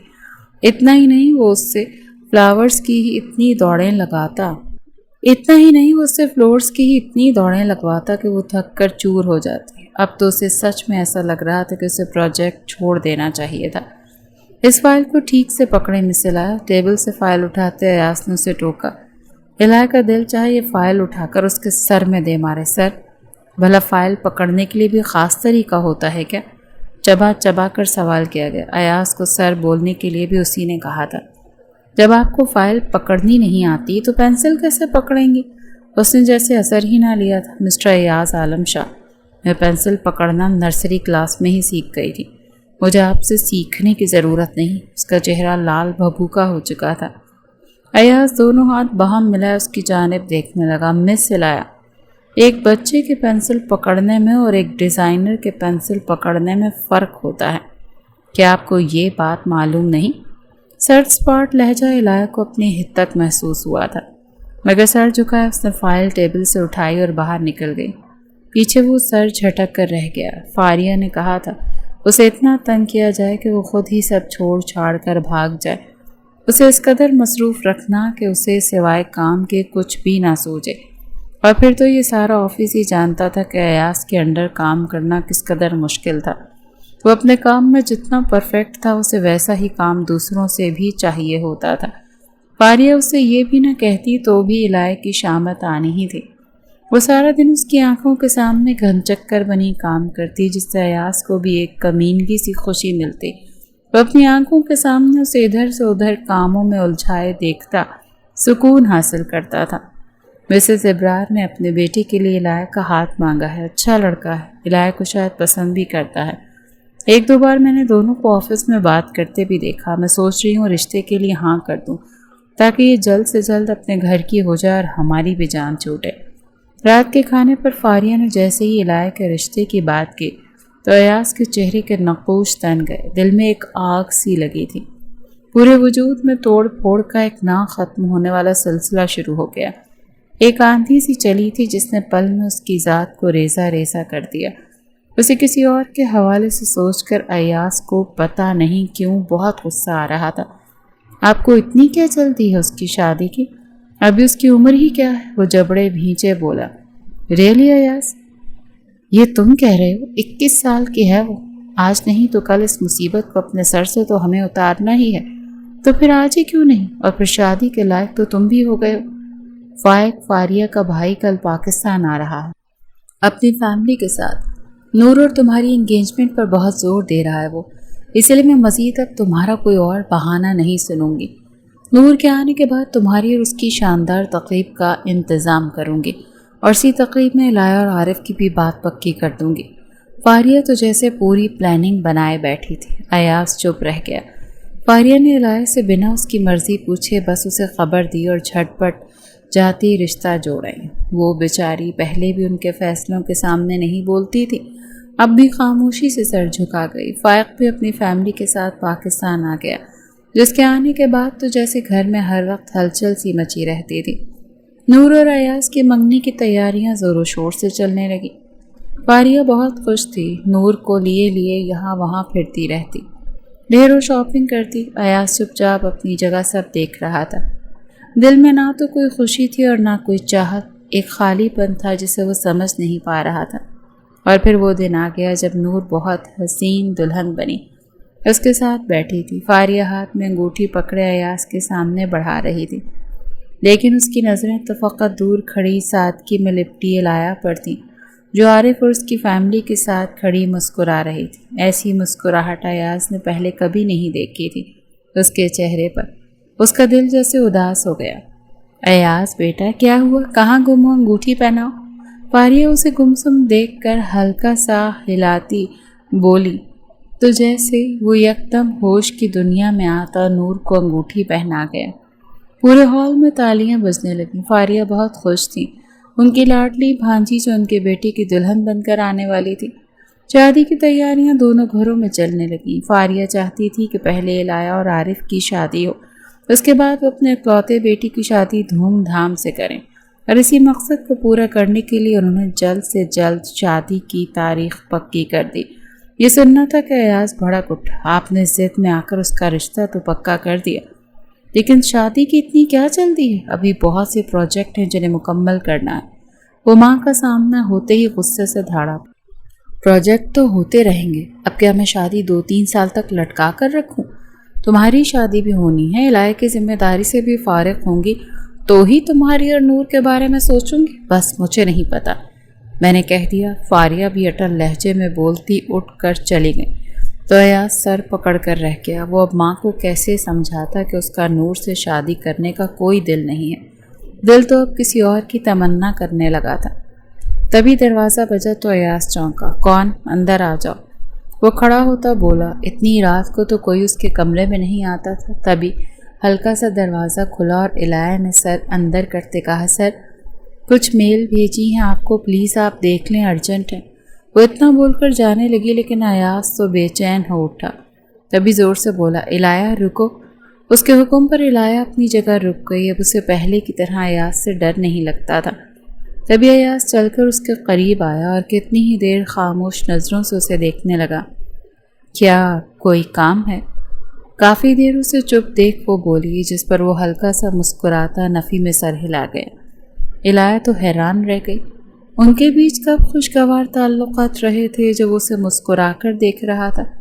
یہ بد دماغ سڑو آدمی مسکراتا بھی ہے، لیکن مسکراتے ہوئے کیا ہی غضب ڈھاتا ہے۔ بے ساختہ اس نے سوچا اور سر جھکا کر خاموشی سے چلی گئی۔ لیکن ایاز کے دل و دماغ میں بہت سے خیالوں اور ارادوں کے جال بن گئی۔ اپنے دل کی بدلتی کیفیت سے وہ خود حیران اور چڑچڑا سا ہونے لگا تھا۔ کچھ سمجھ نہیں آ رہا تھا کہ ایسا اس کے ساتھ کیوں ہو رہا ہے۔ اس کی شادی ہو جائے گی، پھر وہ کیا کرے گا؟ اندر سے جیسے کوئی بغاوت کر رہا تھا۔ وہ کمرے میں بے چینی سے ٹہلنے لگا۔ اضطرابی کیفیت اس کے ہر انداز سے نمایاں تھی۔ پیشانی پر سوچ لکیریں واضح تھیں۔ وہ کسی اور کے نام سے منسوب ہو جائے گی، یہ سوچ ہی سہانے رو تھی۔ نہیں، یہ نہیں ہو سکتا۔ میں کیا کروں؟ میں پاگل ہو جاؤں گا۔ میں اسے پانا بھی نہیں چاہتا اور اسے کھونے کا تصور میرے دل کو نوچنے لگتا ہے۔ وہ تذبذب کے عالم میں سر ہاتھوں میں گرا کر صوفے پر بیٹھ گیا۔ نہیں پایا تو تم اسے کھو دو گے، اگر کھونا نہیں چاہتے تو تم اسے اپنا نام کر لو۔ اندر کہیں سے ایک آواز آئی۔ ایاز کو ایسا محسوس ہو رہا تھا جیسے وہ اسے کھو کر جی نہیں پائے گا، اسے دیکھے بنا رہ نہیں پائے گا۔ اس کی سرخ آنکھوں میں نمی چمکنے لگی۔ اگلے دن آفس بھی وہ تھوڑا لیٹ گیا، لیکن وہاں جاتے جو اس کی آنکھوں نے دیکھا اس کا دماغ گھمانے کو کافی تھا۔ الایہ ایک فائل ہاتھ میں پکڑی کھڑی شرما رہی تھی اور عارف اس سے کچھ بول رہا تھا۔ ایاز کے تو پورے بدن میں جلن حسد کی آگ بھڑک اٹھی۔ وہ غصے سے دھاڑا، یہ میرا آفس ہے، کسی کا ڈیٹ پوائنٹ نہیں جہاں کوئی بھی آئے اور اپنی منگیتر سے باتیں بھگارے۔ اس کے لفظوں پر الایہ کا چہرہ شرم اور خفت سے سرخ پڑ گیا۔ میں تو بس بات کر رہی تھی۔ الایہ شرمندگی سے اتنا بولی، لیکن ایاز دونوں کو غصے سے گھورتا اپنے کیبن کی طرف بڑھ گیا۔ جاتے جاتے اس نے الایہ کو کیبن میں فوراً پہنچو کہنا نہیں بھولا تھا۔ الایہ عارف کو ایک نظر دیکھتی مرے مرے قدموں سے آگے بڑھ گئی۔ عارف بھی شرمندہ سا واپس چلا گیا۔ ایاز نے الایہ سے اس بات کا ایسا بدلہ لیا کہ پورے وقت وہ بیچاری اس کی آنکھوں کے سامنے بیٹھی، اس کا کام ہی کرتی رہی اور اسے اپنی بڑی بڑی آنکھوں سے گھورتا رہا۔ دل کو ایک سکون مل رہا ہو جیسے۔ وقت تیزی سے گزرنے لگا اور وہ دن بھی آ گیا جب وہ دلہن بنی بیٹھی اپنے آنے والی زندگی کو سوچ رہی تھی۔ وہیں کمرے میں شیشے کے سامنے کھڑا ایاز، جس کے چہرے پر خطرناک سائے لہرا رہے تھے۔ دل میں عجیب سا طوفان تھا جیسے سب کچھ تباہ و برباد کر دینا چاہتا ہو۔ تم دلہن تو بنی ہو الایہ، لیکن عارف کی نہیں۔ اپنے چہرے پر شیطانی مسکراہٹ لیے وہ خود سے بولا۔ فیصلہ ہو چکا تھا۔ کئی دنوں کی کشمکش بالآخر ختم ہونے والی تھی۔ ضد، جنون اور دل، یہ بازی جیتنے والا تھا۔ ایاز باہر نکلا جہاں فاریہ مہمانوں کے ساتھ تیار کھڑی تھی۔ ایاز بیٹا چلو جلدی کرو، سارے مہمان ریڈی ہیں، ہمارا انتظار کر رہے ہیں، میں ابھی ڈرائیور کو بھیجتی ہوں۔ الہیہ کو پولر سے لانے کے لیے وہ سیدھا اسے ہوٹل لے جائے گا۔ فاریہ ساڑی کا پلو سنبھالتی آگے بڑھنے لگی تھی جب ایاز کی آواز پر رک گئی۔ آپ ہوٹل پہنچے، میں الہیہ کو لے آتا ہوں۔ اتنا کہتا وہ بنا فاریہ کو سنے گاڑی کی طرف بڑھ گیا۔ اس پل فاریہ کا دل جانے کیوں اس کی سرد آنکھیں دیکھ کر خوف سے بیٹھ گیا۔ انہیں بدلا بدلا سے لگا تھا، لیکن اپنے وہم پر لعنت بھیجتی وہ مہمانوں کے ساتھ چلی گئی۔ میم آپ کو لینے باہر آ گئے ہیں۔ وہ دلہن بنی ڈرائیور کا انتظار کر رہی تھی۔ جب ایک لڑکی آ کر بولی تو وہ اپنا بھاری لہنگا اٹھائے پارلر سے باہر آئی، لیکن سامنے ایاز کو کھڑا دیکھ کر ایک پل کو ششدر رہ گئی۔ آپ کیوں آئے؟ ڈرائیور کو بھیج دیتے۔ وہ خالی گاڑی اور سب سے بڑھ کر خود ایاز کو آتا دیکھ کر یقین ہی نہیں کر پا رہی تھی۔ کیوں؟ میرے آنے پر کوئی پابندی ہے؟ وہ ایک گہری نظر اس پر ڈالتا پیچھے گاڑی کا دروازہ کھول گیا تو الہیہ کو چاروں ناچار اس میں بیٹھنا ہی پڑا، لیکن دل میں عجیب سے وسوسے پیدا ہوتے اس کا خون خشک کر رہے تھے۔ ایسا لگ رہا تھا کچھ برا ہونے والا ہے۔ ابھی وہ یہ سوچ ہی رہی تھی جب اسے محسوس ہوا کہ گاڑی تو غلط راہوں پر چلنے لگی ہے۔ ایاز آپ غلط راستے پر جا رہے ہیں۔ وہ ایک دم آگے ہوتی سہمی آواز میں بولی۔ غلط راستے پر تو پہلے تھا الہیہ، اب جا کر میں نے صحیح راستہ اختیار کیا ہے۔ اس کا انداز عجیب سا تھا۔ الہیہ کے تو رونگٹے کھڑے ہو گئے۔ گاڑی روکے ایاز، آپ کیا کرنا چاہتے ہیں؟ پلیز مجھے گھر واپس جانا ہے، آپ مجھے گھر لے کر چلیں۔ وہ ایک دم رونے لگی، اس سے شرٹ سے پکڑ کر جھنجھوڑنے لگی، لیکن ایاز نے اس کی نازک کلائی ایک جھٹکے سے اپنے فولادی شکنجوں میں جکڑ کر اسے سہما دیا۔ آپ مجھے گھر لے چلیں۔ وہ ایک دم رونے لگی، اسے شرٹ سے پکڑ کر جھنجھوڑنے لگی، لیکن ایاز نے اس کی نازک کلائی ایک جھٹکے سے اپنے فولادی شکنجوں میں جکڑ کر اسے سہما دیا۔ خبردار جو آواز نکالی یہیں کاٹ کر پھینک دوں گا۔ اپنا منہ بند رکھو اور چپ چاپ وہ کرو جو میں کہتا ہوں۔ اب دوبارہ آواز آئی تو تمہارا وہ حال کروں گا کہ یاد رکھو گی۔ غصے سے دھاڑتا وہ اس کی جان نکال گیا۔ الہیہ روتی پیٹتی سہم کر دبک کر بیٹھ گئی، لیکن ہوش تو اس کے تب ٹھکانے لگے جب ایاز اسے ایسے روم میں لے کر آیا جہاں سامنے مولوی صاحب اور ان کے ساتھ چند لوگ بیٹھے تھے۔ یہ آپ کیا کرنے جا رہے ہیں؟ جانتے ہیں نا وہاں بارات آئی ہے، ہمارا انتظار کر رہی ہے، سب مہمان ہمارا انتظار کر رہے ہیں۔ اب کہ وہ غصے سے چلائے، مجھے فرق نہیں پڑتا الہیہ، تم صرف میری ہو اور آج ابھی میرا اور تمہارا نکاح ہوگا، نہیں تو میں عارف اور اس کی پوری فیملی کو تباہ کر دوں گا۔ اس کی آنکھوں میں آگ تھی۔ الہیہ کو لگا کہ اگر اس کی بات نہ مانی تو وہ سچ میں اسے جلا کر خاکستر کر دے گا۔ تبھی اس کا فون بجا۔ فاریہ کی کال پر کال آ رہی تھی۔ اس نے موبائل کان پر رکھا۔ ایاز کہاں رہ گئے ہو؟ بارات آ چکی ہے، دلہن کا پتہ نہیں، جلدی آؤ، سب انتظار کر رہے ہیں۔ وہ ہانپتی آواز میں بولی۔ دلہن نے اپنا اصل ہم سفر کو پاس پہنچ گئی ہے ماما، الہیہ میرے پاس ہے اور میں اس سے نکاح کرنے والا ہوں۔ فاریہ کو تو دل ہول گیا، آنکھیں پھٹ گئیں۔ جس بات کا انہیں خوف تھا وہ سچ بن کر انہیں نگلنے کو تیار تھی۔ ایاز یہ تم کیا کہہ رہے ہو؟ نہیں، ان کی آواز پھٹ گئی۔ ماما مجھے احساس ہو گیا کہ میں الہیہ کے بنا نہیں جی سکتا، اسی لیے میں اس سے نکاح کر رہا ہوں۔ یہ کہتے وہ فون رکھ گیا۔ فاریہ دھڑام سے زمین پر گری۔ مولوی صاحب نکاح شروع کریں۔ ایاز کی بھاری آواز آئی اور وہ ایک طرف صوفے پر بیٹھ گیا۔ الہیہ کی آنکھوں سے موتی ٹوٹ ٹوٹ کر بکھرنے لگے۔ دل پر ایک دم سے بوجھ آ پڑا۔ اتنا بڑا مرحلہ، ایسی بے سر و سامانی، نکاح کی کاروائی ختم ہوئی، سب چلے گئے۔ اب وہ ایاز کے سوا وہاں کوئی نہیں تھا۔ جب وہ پھٹ پڑی، آخر آپ کس بات کا انتقام لے رہے ہیں مجھ سے؟ اس طرح ذلیل و رسوا کر کے کس بات کی سزا دی ہے آپ نے مجھے؟ آپ کو تو میری شکل سے نفرت تھی، مجھ سے بات تک کرنا گوارا نہیں کرتے تھے، ہر وقت مجھ سے بیزار رہتے تھے۔ جب میں اتنی ہی ناقابل برداشت، ناقابل نفرت تھی تو آپ کے لیے تو کیوں مجھے اپنی زندگی میں شامل کیا؟ میں تنگ آ گئی ہوں ان سب کھیل تماشوں سے۔ آخر چاہتے کیا ہیں آپ؟ وہ چیخ رہی تھی، اس کا دل درد سے پھٹ رہا تھا جب ایاز نے آہستہ سے اسے اپنے سینے سے لگا لیا۔ الہیہ کو لگا وہ ساری زندگی ہل نہیں پائے گی جب اس کے کان میں جھکتا سرگوشی بھری آواز میں بولا، نفرت کا تو نہیں پتہ، لیکن ایاز عالم شاہ اب الہیہ کے بنا نہیں رہ سکتا، اسی لیے تمہیں ہر پل اپنی آنکھوں کے سامنے دیکھنے، تمہیں محسوس کرنے اور اپنی ملکیت بنانے کے لیے میں نے یہ قدم اٹھایا۔ اب سے تم صرف میری ہو۔ الفاظ سے یہ پگھلا ہوا سیسا جو اس کے کان میں انڈیلا گیا تھا۔ وہ پھٹی ہوئی آنکھوں سے اسے دیکھ رہی تھی جب ایاز کھینچ کر اسے اپنے ساتھ لیے گاڑی کی طرف بڑھا۔ اس کا رخ گھر کی جانب تھا جہاں قیامت ان کی منتظر تھی۔ یہ کیا کر دیا تم نے ایاز؟ ہمارے خاندان کی تاریخ میں ایسا پہلے کبھی نہیں ہوا۔ اس 2 ٹکے کی لڑکی کی وجہ سے تم نے آج مجھے سب کے سامنے ذلیل کر دیا۔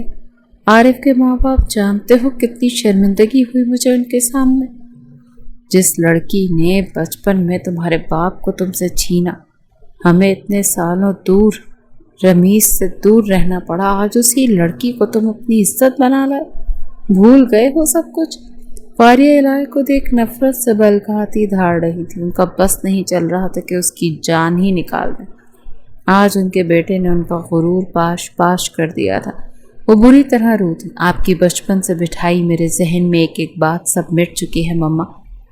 مجھے شدت سے احساس ہوا یہ جان کر کہ الہیہ تو معصوم سی بے ضرر انسان تھی۔ کوئی نہیں تھا اس کا سوائے بابا کے۔ کیا مانگا تھا اس نے؟ بس چھوٹا سا ساتھ، عزت، محبت اور چھت۔ لیکن آپ نے میرے دل میں الہیہ اور بابا کے لیے اتنی نفرت بھر دی کہ میں آپ کے ساتھ سب کچھ چھوڑ کر چلا گیا۔ اتنے سال میں بابا سے دور رہا، ان کی محبت اور شفقت سے دور رہا۔ مجھے کبھی اس چیز کا احساس نہیں ہوتا اگر خود یہاں نہ آتا، الہیہ کو قریب سے نہ جانتا۔ اس معصوم کو تو معلوم بھی نہیں کہ اس نے میرے پتھر دل کو پگھلا دیا، کب میں اس کی محبت کا اسیر ہو گیا۔ خیر اب مجھ پر حقیقت آشکار ہو چکی ہے۔ الہیہ میری بیوی، میری عزت ہے، اور میں چاہتا ہوں کہ جو مقام حیثیت میرا ہے وہی میری بیوی کو بھی ملے۔ ایک ایک لفظ پر زور دیتا وہ اپنے ارادوں کا کتنا پکا لگ رہا تھا، یہ سب کو بخوبی اندازہ ہو گیا تھا۔ فائق نور تو سکتے کے عالم میں سے بس دیکھ رہی تھی۔ کون تھا یہاں جو اس سے سوال کرنے یا کچھ پوچھنے کی جرت کرتا؟ وہ حاکم تھا، اپنی مرضی کا مالک، کوئی اس پر دسترس حاصل نہیں کر سکتا تھا۔ الہیہ بھی سانس روک کے اسے دیکھ رہی تھی، اس کی باتیں اندر کہیں اسے پگھلانے لگی تھی۔ اس نے کب سوچا تھا وہ بددماغ، مغرور، غسیل انسان اس کے لیے اتنا بدل جائے گا؟ نہیں الہیہ، اتنی جلدی اس انسان پر بھروسہ مت کر جو بچپن سے تجھ سے نفرت کرتا آیا ہو، اچانک اس کا دل تیرے لیے نرم کیسے پڑ سکتا ہے؟ اندر سے جیسے ایک آواز آئی تو وہ پھر سے اپنے خول میں سمٹ گئی۔ تب ایاز نے اس کا ہاتھ تھاما اور اپنے روم کی طرف بڑھ گیا۔ وہ جیسے کمرے میں آیا تبھی الہیہ زور سے اس کا ہاتھ جھٹک کر دور ہو گئی۔ اب کیا ارادے ہیں؟ جو آپ چاہتے تھے وہ تو ہو گیا، مجھے ذلیل و خوار کروا کر سب کی نظروں میں شرمندہ کر کے اب جانے دیں۔ مجھے یہاں سے میں آپ کی کبھی نہیں ہو سکتی۔ آپ نے زبردستی تو مجھ سے نکاح کر لیا، لیکن زبردستی مجھ پر حق نہیں جما سکتے۔ میں نہیں مانتی آپ کی فرسودہ باتوں اور نکاح کو۔ اپنی اچھائی کا ڈھونگ رچانا بند کریں۔ مجھے آپ کی جھوٹی محبت کی بھیک نہیں چاہیے۔ وہ غصے سے پھنکاری تھی۔ الہیہ اپنے آپ کو اب بھی مضبوط رکھنے کی کوشش کر رہی تھی، جبکہ اس کے سینے میں اس وقت دھڑکنوں کا ایک طوفان برپا تھا۔ انجانے خوف سے اس کی جان نکل رہی تھی۔ ایک کمرے میں اس کے ساتھ رہنے کا تصور ہی اس کی روح کو تڑپا دینے والا تھا۔ یہ شخص اس کے ساتھ کچھ بھی کر سکتا تھا۔ اب تو وہ زبردستی ہی صحیح اس پر ملکیت بھی حاصل کر چکا تھا۔ الہیہ الٹے قدموں پیچھے کی جانب جاتی اپنے آپ کو نارمل رکھنے کی کوشش کر رہی تھی، مگر اس کی اڑی رنگت اس کے اندر کی حالت اچھے سے بتا رہی تھی۔ نہیں مانا، لیکن حقیقت تم جھٹلا نہیں سکتی۔ مجھے یقین ہے کہ ایک دن تمہیں میری محبت اور سچائی پر یقین ہو جائے گا، اور اس دن کا میں شدت سے انتظار کروں گا۔ میرے لیے اتنا کافی ہے الہیہ کہ تم میرے پاس میری زوجیت میں ہو۔ اس کی جانب بڑھتے ہوئے بول رہا تھا۔ اس کی نگاہیں الہیہ کے چہرے سے ٹکرا رہی تھیں، جو اپنی گرفت دوپٹے پر مضبوط کر چکی تھی۔ میرے قریب مت آنا، الہیہ نے اسے انگلی اٹھا کر وارن کیا تھا۔ وہ بیڈ کے قریب دیوار کے ساتھ لگی اسے خود سے دور رہنے کا کہہ رہی تھی۔ مقابل کے تاثرات اسے پہلے سے بھی زیادہ خطرناک لگے۔ نکاح دور رہنے کے لیے تو نہیں کیا تھا، قریب نہیں آؤں گا تو تمہیں دیکھوں گا کیسے، اور اگر دیکھوں گا نہیں تو منہ دکھائی کیسے دوں گا؟ سچ تو یہ کہ ایاز عالم شاہ اب تم سے دور رہ ہی نہیں سکتا۔ کچھ بھی ہو میری بن کر تم بہت پیاری لگ رہی ہو۔ وہ مزید اسے تنگ کرتے اس کے بہت نزدیک آ گیا، اتنا کہ دونوں کی گرم سانسیں ایک دوسرے سے الجھ رہی تھی۔ مجھے کچھ نہیں چاہیے آپ سے، آپ جو چاہتے تھے وہ ہو چکا، اب مجھے جانے دیں یہاں سے، خدا کا واسطہ ہے آپ کو۔ وہ بالکل دیوار سے چپکی ہوئی تھی۔ الہیہ، میری محبت کو تم جھوٹ سمجھو یا سچ، لیکن اب تمہاری ساری زندگی میرے ساتھ میرے پاس رہ کر گزرے گی۔ اس حقیقت کو جلد سے جلد مان لو تو تمہارے حق میں بہتر ہے۔ وہ آہستہ آہستہ اس کا دوپٹہ، اس کی جولری سب اتارتا جیسے کوئی مان بخش رہا تھا۔ اس کے لفظوں سے الہیہ پر خمار طاری ہونے لگا۔ تبھی ایاز جھکا اور اس کے ماتھے پر اپنے ہونٹ رکھ دیے۔ ایک پل کو الہیہ لمس میں جیسے کھو گئی۔ بچپن سے میں بابا سے دور رہا، بابا بہت اچھے تھے، انہوں نے تمہاری بہترین پرورش کی۔ کبھی کبھی تمہیں دیکھتا ہوں تو ان کا عکس تم میں نظر آتا ہے۔ کہنے کو حقیقت میں بیٹا ہوں، میں ہوں ان کا، لیکن بیٹی بن کر تم نے دکھایا ہے۔ میں نے بہت کوشش کی تم سے نفرت کروں، ایسا میں نے کیا بھی، تمہیں بات بات پر ڈانٹا، جھڑکا، سخت رویہ اپنایا، یہاں تک کہ تمہارا حق چھیننے کی کوشش بھی کی، لیکن ہر وقت ایک اندر سے آواز آتی جیسے کوئی مجھے ملامت کر رہا ہو، میرا ضمیر مجھے نوچ رہا ہو۔ میں تم سے نفرت نہیں کر پایا الہیہ۔ اس کی باتیں سن کر وہ تھم سی گئی، دل پر جمی برف جیسے پگھلنے لگی۔ تم نے میرے خالی پن کو بھرا، بابا کی محبت کی کمی کو پورا کیا۔ تم سے مجھے احساس ہوا کہ محبت کا میرے سینے میں دل تم نے دھڑکایا۔ پہلی بار وہ اس کے لفظوں میں چھپا درد دیکھ رہی تھی، محسوس کر رہی تھی وہ کتنا اکیلا تھا۔ دنیا جہان کو لگتا تھا کہ وہ ایک سخت جابر ظالم بزنس مین ہے، وہیں اس کے اندر ایک معصوم سا بچہ چھپا تھا، محبت کو ترستا ہوا۔ اس کی آنکھیں بھیگنے لگیں۔ تبھی ایاز اسے دیکھ کر ہلکا سا مسکرایا۔ تمہاری مرضی کے خلاف نکاح تو کر لیا، مگر حق تب تک نہیں جتاؤں گا جب تک تمہاری مرضی شامل نہیں ہوگی۔ زیادہ پریشان مت ہو، اتنا ٹرسٹ کر سکتی ہو مجھ پر، اور ہاں، مما کی فکر نہیں کرنا، میں انہیں سنبھال لوں گا۔ اب جاؤ فریش ہو جاؤ۔ ایک بار پھر ماتھے پر محبت سے بوسہ دیتا اسے واش روم کی جانب بڑھا گیا، اور الہیہ کسی روبوٹ کی طرح زور زور سے دھڑکتے دل کے ساتھ فریش ہونے چلی گئی۔ وہ فریش ہو کر باہر آئی تو دیکھا ایاز پہلے ہی چینج کر کے اس کا انتظار کر رہا ہے۔ الہیہ کو گھبراہٹ ہونے لگی۔ اس سے پہلے وہ اپنا راستہ بدلتی، ایاز نے ایک جھٹکے سے اسے اپنی اور کھینچتے سینے سے لگا لیا۔ الہیہ کا تو دم خشک ہو گیا۔ اپنی خوبصورت آنکھوں سے مجھے گھورو نہیں، جانتا ہوں اپنا وعدہ مجھے یاد ہے، کچھ نہیں کر رہا، لیکن اس خوبصورت رات میں اپنی خوبصورت بیوی کو کچھ دینا تو بنتا ہے۔ وہ ہلکے پھلکے انداز میں کہتا، اس کے بال گردن سے ایک طرف کرتے اس میں گولڈ کی چین پہنا کے۔ ایاز نے الہیہ کی شفاف گردن کو جیسے ہی اپنے لبوں سے چھوا، الہیہ کی جان نکل گئی۔ ایاز کا محبت جتانے والا انداز بہت مختلف تھا۔ الہیہ ڈر گئی۔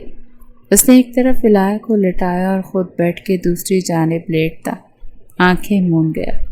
الہیہ کا تو روم روم اب بھی خوف سے کانپ رہا تھا۔ بچپن سے جوانی تک ایسے انسان کو دیکھنا جو آپ سے سب سے زیادہ نفرت کرتا ہو، اور پھر ایک دن اچانک وہ کہے کہ اسے آپ سے محبت ہے، یقین کرنا مشکل ہوتا ہے۔ یہ بات الہیہ کے علاوہ ایاز بھی اچھے سے سمجھتا تھا کہ اسے وقت لگے گا اس کی محبت کا یقین کرنا، لیکن وہ ایک دن اس کی محبت پر ایمان لے آئے گی۔ سو جاؤ الہیہ، ایاز کی گمبھیر آواز گونجی تو آہستہ سے اس کے نم بالوں میں انگلیاں چلانے لگا۔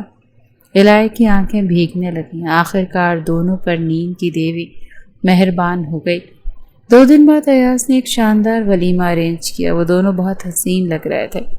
ایاز کی شاندار پرسنالٹی اور الہیہ کا معصوم حسن دیکھ کر ہر کوئی رشک کر رہا تھا۔ وہ دونوں ایک ساتھ بہت حسین لگ رہے تھے۔ آفس ٹیم ورکرز اور جو بھی ان کے رشتہ دار جاننے والے تھے، جس کو ایاز کی اچانک شادی کی خبر ملی سب حیران رہ گئے۔ وہ سب اس کے ولیمے پر اسے مبارکباد دینے آئے تھے۔ انصاری صاحب تو بہت ہی خوش تھے، وہیں دونوں ایک ساتھ دیکھ کر نور اور فاریہ کو تو نفرت و غصے سے برا حال تھا۔ آپ کیسے اس ایاز کی بیوی کے طور پر قبول کر سکتی ہیں اسے؟ پھپھو، ایاز میرا تھا، اس کی شادی مجھ سے ہونے والی تھی، اور یہ لڑکی جس سے آپ نفرت کرتی تھی وہ میری جگہ آ گئی۔ مجھ سے یہ سب برداشت نہیں ہو رہا۔ نور کا دل کر رہا تھا کہ اس لڑکی کا حشر بگاڑ دیں جو اس کے ایاز کے ساتھ بیٹھی تھی اس کی بیوی بن کر۔ فاریہ اتنی آسانی سے ہار نہیں مان سکتی تھی۔ میری بچی ایاز کی دلہن بن کر تو آ گئی، لیکن اس کے ساتھ بسے گی نہیں۔ بہت جلد میں اسے اس کی اوقات نہ یاد دلا دی تو میرا نام بھی فاریہ نہیں۔ تم دیکھنا ایاز خود اسے دھکے مار کر گھر سے نکالے گا۔ وہ شیطان کسی مسکراہٹ لیے بول رہی تھی، اور وہیں نور کی آنکھوں سے بھی ان دونوں کو دیکھ کر انگارے برس رہے تھے۔ تم دونوں کی شادی شدہ زندگی میں آگ نہ لگاتی تو میرا نام نور نہیں۔ نور نے تل ملاتے ہوئے دل میں کہا۔ ضبط سے مٹھیاں بھینچ رکھی تھی۔ ایاز ساری تقریب میں الہیہ کو اپنے والہانہ محبت باش نظروں سے گھورتا رہا۔ اس کا تو بس نہیں چل رہا تھا الہیہ کو دنیا سے چھپا لے۔ الہیہ اس کی تپش زدہ نظروں سے شرماتی تو کبھی ناراض ہوتی، بس اسے گھور کر رہ جاتی۔ اللہ اللہ کر کے تقریب ختم ہوئی اور وہ گھر آئے۔ الہیہ مرر کے سامنے بیٹھی کوفت سے اپنی ایک ایک چیز اتار کر پھینکتی بیزاری کا اظہار کر رہی تھی۔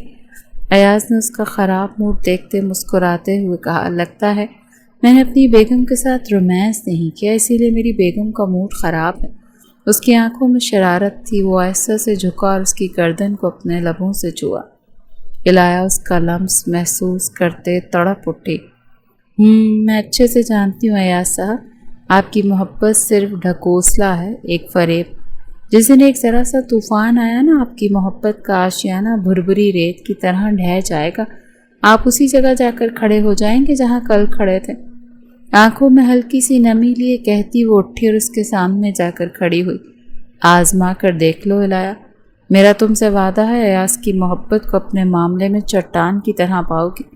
میں نے ماضی میں جو غلطیاں کی انہیں دہراؤں گا نہیں۔ میں تم سے محبت کرتا ہوں اور پورے یقین کے ساتھ۔ تم میری ذمہ داری، بے فکر رہو، تمہیں ڈوبنے نہیں دوں گا۔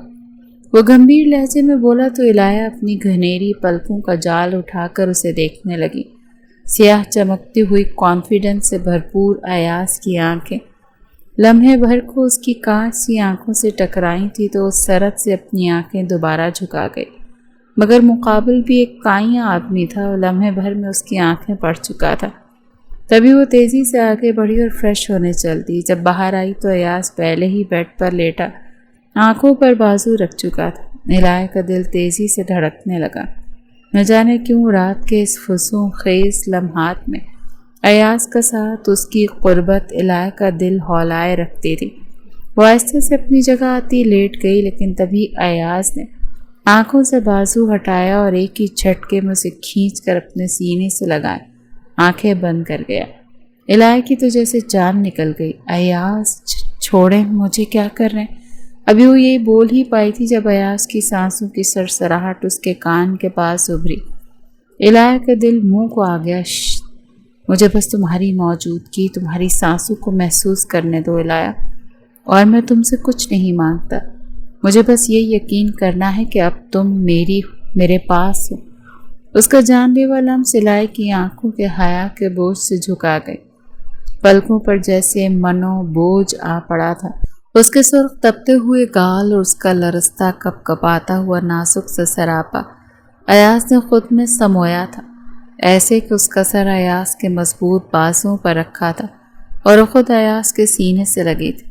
ایاز کا ایک ہاتھ اس کے وجود کے گرد سختی سے بندھا تھا، جیسے وہ اسے کبھی اس کی قید سے آزاد نہیں ہو سکتی۔ تھینکس مجھ پر اعتماد کرنے کے لیے۔ ایاز نے اس کے سر پر لب رکھے۔ الہیہ کا دل زور و شور سے دھڑک رہا تھا۔ ہتھیلیاں نم ہو چکی تھی، پر مقابل تو اسے آزاد کرنے کو تیار ہی نہیں تھا۔ آئندہ جب میرے پاس ہو تو حق سے میرے سینے پر سر رکھ کر سونا کہ یہ تمہاری جاگیر ہے۔ میں تمہارا مرد ہوں الہیہ، تمہاری حفاظت، تمہارے سارے ڈر اور خوف صرف اور صرف میری ذمہ داری ہیں، اور میری محبت، میری شدتیں، یہ سب تمہاری۔ وہ اسے باور کروا رہا تھا۔ ایاز کی نظر اس کے تاثرات صاف صاف کہہ رہے تھے کہ وہ دونوں صرف ایک دوسرے کے لیے بنے ہیں۔ اس دنیا میں ایسی کوئی طاقت ہی نہیں جو اسے الہیہ سے الگ کر سکے۔ الہیہ اس کی چاہت تھی، وہ الہیہ کو چاہتا تھا، بس الہیہ کو۔ اس کی حسین قربت میں الہیہ کو بہت سکون محسوس ہونے لگا، جس سے اس کی آنکھیں بند ہو گئیں اور وہ گہری نیند میں ڈوب گئی۔ ایاز آفس جانے کے لیے جلدی تیار ہو رہا تھا، لیکن اس کی نظریں الہیہ پر تھیں جو اس کی تیاری میں مدد کر رہی تھی۔ لیمن رنگ کے سوٹ میں کھلے بال وہ بہت خوبصورت لگ رہی تھی۔ ایاز کو اس پر ڈھیروں پیار آیا تو وہ ایک دم اسے اپنی باہوں میں بھر گیا اور اس کی گردن کو شدت سے چومنے لگا۔ الہیہ تو اس کے اچانک حملے پر ہڑبڑا سی گئی۔ ایاز چھوڑیں، مجھے کیا کر رہے ہیں؟ اس کا لمس بے شک آگ جیسا تھا، لیکن اب الہیہ کو بھی اچھا لگتا تھا اس کا یہ شوخی بھرا انداز۔ لیکن اس شرم کا کیا کرتی جو اسے ایاز سے آتی تھی؟ وہ تھوڑا تھوڑا اس پر یقین کرنے لگی تھی۔ اس کی میٹھی میٹھی باتیں الہیہ کو پگھلانے لگی تھیں۔ آپ کو نہیں پتہ، اسے پیار کہتے ہیں جو شوہر اپنی بیوی سے کرتا ہے۔ آپ کو تو کچھ نہیں آتا، چلو میں آپ کو کر کے بتاتا ہوں۔ اس کی ذرا سی مسکراہٹ پر ایاز کو جیسے گرین سگنل مل گیا۔ وہ ایک دم سے اسے اپنی گود میں اٹھاتا بیڈ پر گیا اور آہستہ سے اسے بیڈ پر لٹا دیا اور آہستہ سے اس کے لبوں کو اپنے لبوں میں دبا لیا۔ الہیہ کی تو جیسے سانسیں اٹک گئیں۔ ایاز کے ہاتھ اب بڑھتے ہوئے گستاخیوں پر آمادہ تھے۔ دونوں کی بہکی گرم سانسیں پورے کمرے میں مہکنے لگیں۔ تبھی دروازہ بجا۔ ایاز تو جیسے سب کچھ بھولا، بس اس کی دھڑکنوں کو، اس کے لبوں کے جام کو پینے میں مست تھا۔ الہیہ تو اس کی شدتوں میں اس کا کب ساتھ دینے لگی، اسے احساس ہی نہیں ہوا۔ ہوش تو تب آیا جب دروازہ بجا۔ ایاز ہٹیں، کیا کر رہے ہیں؟ دیکھیں تو دروازے پر کون ہے؟ اسے زور سے ہلاتی بولی تو ایاز نے غصے سے دروازے کی طرف دیکھا جو عین وقت پر آ کر اس کی ساری رومانٹک مومنٹ کا ستیہ ناش کر گیا تھا۔ وہ تیزی سے اٹھتا دروازہ کھول کر دیکھا تو سامنے فاریہ کی ملازمہ کھڑی تھی۔ صاحب جلدی آئیں، میڈم کو کچھ ہو گیا، وہ گھبرائی ہوئی سے بولی تو ایاز ایک نظر فکر مندی سے الہیہ پر ڈالتا تیزی سے فاریہ کے روم کی طرف بھاگا۔ الہیہ بھی اس کے پیچھے آئی تو دیکھا فاریہ زمین پر گری گہری گہری سانسیں لے رہی تھی۔ مما، مما کیا ہوا؟ ایاز چلاتے ہوئے انہیں اٹھانے کی کوشش کرنے لگا۔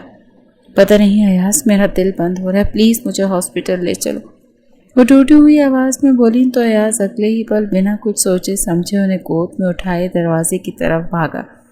الہیہ بھی اس کے ساتھ آنے لگی۔ جب وہ پلٹ کر بولا، الہیہ تم گھر پر رکو، ہم ابھی آتے ہیں۔ اتنا کہتے وہ انہیں تیزی سے اٹھا کر گاڑی میں ڈالتے ہاسپٹل لے گیا۔ الہیہ پریشان سی ادھر ادھر چکر کاٹنے لگی۔ تبھی اسے کھڑکی سے کسی کے کودنے کی آہٹ محسوس ہوئی۔ پلٹ کر دیکھا تو پیروں سے زمین نکل گئی۔ وہاں عارف کھڑا تھا۔ تم یہاں کیا کر رہے ہو؟ نکلو یہاں سے، وہ چلائی۔ صدمہ ہی ایسا تھا کہ کچھ سمجھ نہیں آ رہا۔ الہیہ چلو، میں تمہیں لینے آیا ہوں۔ مجھے نور نے بتایا تمہارے ساتھ ایاز نے زبردستی نکاح کیا تھا، تمہاری اس میں کوئی رضا نہیں تھی، لیکن اب میں آ گیا ہوں۔ میں ایاز کے خلاف ایکشن لوں گا، اس سے تمہاری طلاق کرواؤں گا، پھر ہم دونوں نکاح کر لیں گے۔ اس کے قریب آتے اس کا ہاتھ تھام گیا۔ الہیہ کو لگا جیسے کرنٹ نے چھو لیا ہو۔ ابھی وہ اس کا ہاتھ جھٹکتی تبھی نور دروازہ کھول کر اندر آئی۔ اوہ، تو یہ ڈرامہ چل رہا ہے۔ شوہر کی ناک کے نیچے شوہر کی غیر موجودگی میں اپنے یار کو بلا کر تم طلاق کی پلاننگ کر رہی ہو۔ نور کی ایسی باتیں سن کر الہیہ کے پیروں سے جان نکلنے لگی۔ وہیں گاڑی میں ہاسپٹل جاتے فاریہ آہستہ آہستہ اٹھ کر بیٹھنے لگی۔ بیٹا ایاز، اب میری طبیعت کچھ بہتر ہو رہی ہے، گھر چلو، وہ ٹھنڈی سانس بھرتے بولی۔ لیکن مما، ابھی کچھ دیر پہلے تو آپ کی بہت طبیعت خراب تھی، ہم ہاسپٹل چلتے ہیں، وہ فکر مندی سے بولا۔ رہے نہیں، بے وجہ تمہیں پریشان کر دیا، اب میں ٹھیک ہوں، گھر چلو، وہ ضد کرنے لگیں تو ایاز نے بھی گاڑی موڑ لی۔ لیکن گھر پہنچنے پر ایک قیامت تھی جو اس کا انتظار کر رہی تھی۔ اس کے اپنے کمرے سے بہت شور کی آواز آ رہی تھی۔ ایاز نے جیسے ہی گھر پہنچا تو کسی کے چلانے اور رونے کی آواز سن وہ تیزی سے کمرے کی طرف بھاگا، لیکن سامنے کا منظر دیکھ کر اس کے آسان خطا ہو گئے۔ نور چلا رہی تھی، سامنے عارف کھڑا تھا اور دوسری طرف اس کی محبت، اس کی بیوی جو رو رہی تھی۔ فاریہ بھی سیدھی اوپر چلی آئی۔ یہ سب کیا ہو رہا ہے؟ ایاز کی آواز جیسے کنویں سے آئی۔ الہا نے جھٹکے سے سر اٹھا کر ایاز کی طرف دیکھا اور بھاگ کر آتی اس کے سینے سے لگ گئی۔ آؤ دیکھو ایاز، تم ابھی آفس کے لیے نکلے بھی نہیں اور اس نے پیچھے اپنے یار کو بلا کر طلاق کی پلاننگ کرنا شروع کر دی۔ نور کے الفاظ ایاز کو کسی بم کی طرح لگے۔ وہ پھٹی آنکھوں سے عارف اور الہا کو دیکھتا رہ گیا۔ نہیں ایاز، یہ جھوٹ ہے، میں نے عارف کو نہیں بلایا۔ وہ روتی ہوئی اپنے کردار کی صفائیاں دینے لگی۔ تم جھوٹ کیوں بول رہی ہو نور؟ تمہیں نے مجھے صبح فون کر کے کہا تھا الہا رو رہی ہے، ایاز نے اس کے ساتھ زبردستی نکاح کیا ہے اور اب وہ مجھے یاد کر رہی ہے۔ عارف بھی ہکا بکا رہ گیا۔ واہ، اب چوری پکڑی گئی تو دونوں کی تو مجھ پر الزام لگا رہے ہو، اپنا گناہ چھپا رہے ہو۔ نور بھی چلائی۔ ایاز تو جیسے پتھر کی مورت بنا سب کچھ سن رہا تھا۔ الہا کو لگا کہ اب سب ختم۔ اس کے کچے خواب جو ابھی ابھی اس نے دیکھنے شروع کیے تھے، وہ محبت جسے ابھی اس نے محسوس کرنا شروع ہی کیا تھا، وہ سب مٹتا نظر آ رہا تھا۔ دیکھ لیا اس لڑکی کے لچھن، میں نے کہا تھا نا یہ لڑکی تمہارے لیے ٹھیک نہیں، اس کے کردار میں جھول ہے۔ پہلے تمہارے باپ کو پھنسایا تبھی خطرناک آواز گونجی۔ بس نور، فاریہ، عارف، یہاں تک الہا بھی سہم گئے۔ خبردار جو کسی نے میری بیوی پر ایک اور تہمت بھی لگائی، میں زندہ ہوں اسے زمین میں گاڑ دوں گا۔ وہ ایسے بولا کہ اس کے لہجے میں دہکتی آگ ابل رہی ہو جیسے۔ مجھے پہلے ہی سمجھ جانا چاہیے تھا مما، یہ سب آپ کی پلاننگ ہے۔ آپ نفرت میں اس حد تک گر جائیں گی مجھے اندازہ نہیں تھا۔ آپ کو لگتا ہے میں بیوقوف ہوں؟ پہلے بیماری کا ناٹک کیا، پھر آدھے راستے میں ہاسپٹل سے واپس گھر پہ آنے کی ضد، اور پھر نور تم کیا کر رہی ہو یہاں پر اتنی صبح؟ وہ گھوم کر نور کو اپنی چپتی نگاہوں سے دیکھتا بولا تو نور گڑبڑا گئی۔ فاریہ کے چہرے پر بھی ہوائیاں اڑنے لگیں۔ یہ سب آپ لوگوں کی چال تھی جس میں آپ نے عارف کو انوالو کیا، لیکن اب میں یہاں نہیں رہوں گا۔ جہاں میری بیوی کی عزت محفوظ نہیں وہاں میں ایک پل نہیں رکوں گا۔ آپ کو مبارک ہو یہ گھر، بزنس، دولت سب۔ وہاں سے کہتا وہ اپنا سامان باندھنے لگا تو فاریہ رونے پیٹنے لگی۔ نہیں ایاز، خدا را مجھے چھوڑ کر مت جاؤ، میرا تمہارے علاوہ ہے کون، میں مر جاؤں گی پلیز۔ وہ اسے پکڑ کر اس کی منت سماجت کرنے لگی۔ عارف، نور ایک طرف کھڑے بے بسی سے تماشا دیکھ رہے تھے۔ نہیں مما بس، میں آپ کی ساری حرکتیں سمجھ چکا ہوں۔ ایسے ہی آپ نے بابا کو سالوں پہلے مجھ سے جدا کر کے انہیں تنہا کیا تھا، لیکن اب نہیں، میں ماضی کو دوبارہ نہیں دہراؤں گا۔ اس بار الہا نہیں تنہا آپ رہیں گی۔ غصے سے پھنکارتا وہ الہا کو لے کر نکل گیا۔ فاریہ زمین پر بیٹھتی زور زور سے سینہ پیٹنے لگی۔ ان کا یہی انجام ہونا تھا۔ الہا نے آنسو بھری آنکھوں سے ایاز کو دیکھا جو سخت نقوش لیے تیز رفتاری میں گاڑی چلا رہا تھا۔